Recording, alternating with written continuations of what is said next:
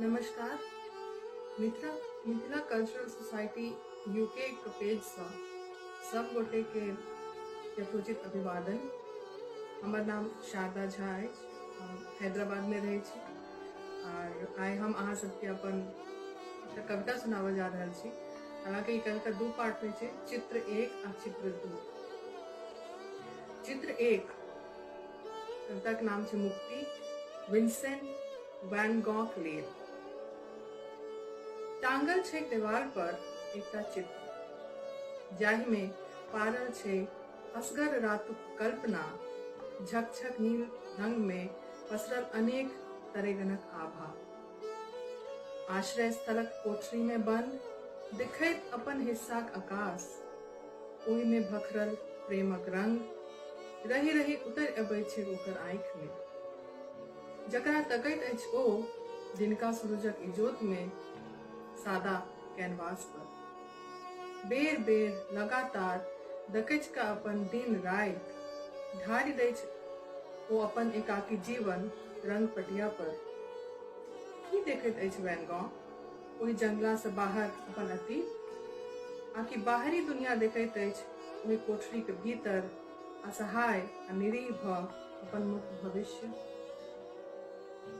चित्र 2 एकर नाम अछि कारावास। टांगल छै दीवार पर एकटा चित्र, खूब चटक रंग से सराबोर एकहि कैनवासक धरातल पर छैक दू भाग जीवन। उम्हर छैक मयूर पंख पर बैसल कल्पना, फुलायल लाल गुलाबी आ पियर फूल, ताहि पर उड़ैत तितली तकर स्वप्न। अनंत असीम संभावना से भरल निश्चिंत आ निडर जीवन, एकटा कविक उत्तर यथार्थक सबटा प्रश्नक लेल।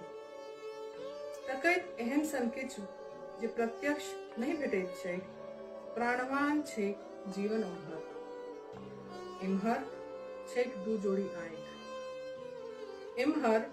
जोड़ी आँखि, तरल मुदा इन्होर प्रतीक्षा से भरल। संताप आ यंत्रणा क्षण जमि गेल छै ठोर पर। कपार पर लगाओल ललका ठोप चमकैत छै अस्तित्वक सूरज जकाँ, जकर पाछा नुकायल छैक अन्हार, जाहि में नहीं सूझि रहल छै फ्रीडा कालोक बनाओल आत्मचित्र, आकि सिरमा में राखल सिमोन दे बोववार आ सिल्विया प्लाथक आत्मकथा। हेरा गेल छै वर्जीनिया वुल्फ आ माया एंजेलोक सबटा कविता, ठमकल छै जीवन इम्हर। एहि इम्हर आ उम्हरक बीच में छै एकटा खिड़की। एहि इम्हर आ उम्हरक बीच में छै एकटा खिड़की, देख सकैत अछि ओ दो जोड़ी आँखि भीतर से बाहर।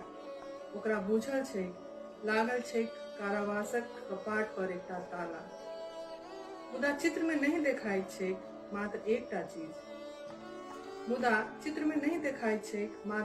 चीज, जे ताला बंद छै भीतरहि सँ, कुंजी बांधल छै ओकर अपने ही आचरक खूब। धन्यवाद।